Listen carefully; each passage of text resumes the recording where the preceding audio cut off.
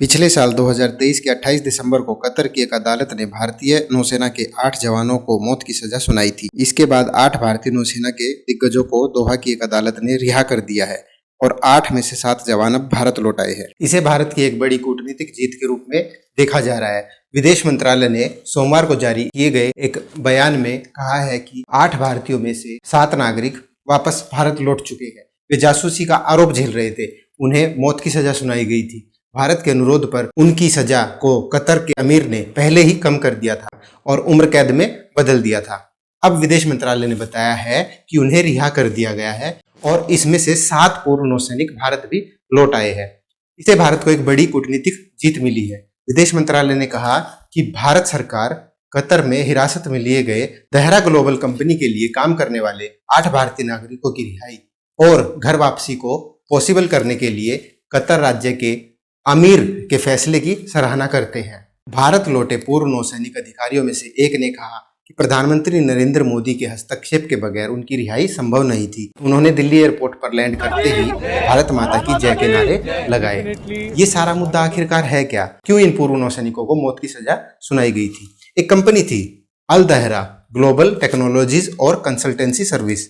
उनके साथ ये सभी भारतीय लोग काम करते थे, जो रक्षा सेवा प्रदान करने वाली एक कंपनी थी, जिसके चलते इन 8 आदमियों पर 8 पूर्व भारतीय नौसैनिकों पर भ्रष्टाचार और जासूसी के आरोप लगे। कथित रूप से शामिल होने के लिए गिरफ्तार कर लिया गया।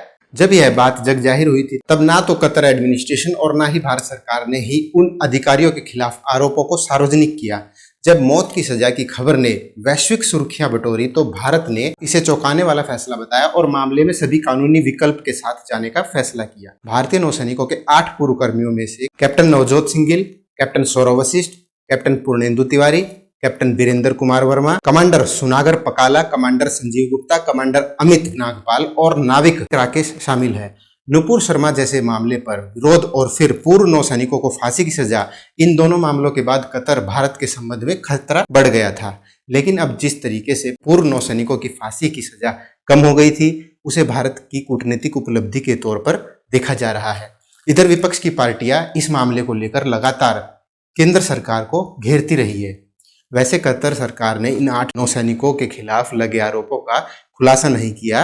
हालांकि द फाइनेंशियल टाइम्स ने बताया कि उन्हें कतर की पनडुब्बी प्रोग्राम के लिए इजराइल के लिए जासूसी करने के संदेह में गिरफ्तार किया गया था। भारत सरकार ने आरोपों को लेकर तो कुछ नहीं कहा, लेकिन उसने अपने नागरिकों के साथ उचित व्यवहार करने पर जोर दिया था। आप सबको पता होना चाहिए कि रिहाई ऐसे समय पर हुई है जब पिछले सप्ताह ही भारत और कतर के बीच एक अहम समझौता हुआ। यह समझौता अगले 20 वर्षों के लिए हुआ है और इसकी कुल लागत 78 अरब डॉलर है। भारत कतर से 2048 तक लिक्विफाइड नेचुरल गैस खरीदेगा। भारत की सबसे बड़ी LNG आयात करने वाली कंपनी पेट्रोनेट LNG लिमिटेड ने कतर की सरकारी कंपनी कतर एनर्जी के साथ ये समझौता किया है। इस समझौते के तहत कतर हर साल भारत को 7 से 5 मिलियन टन गैस निर्यात करेगा।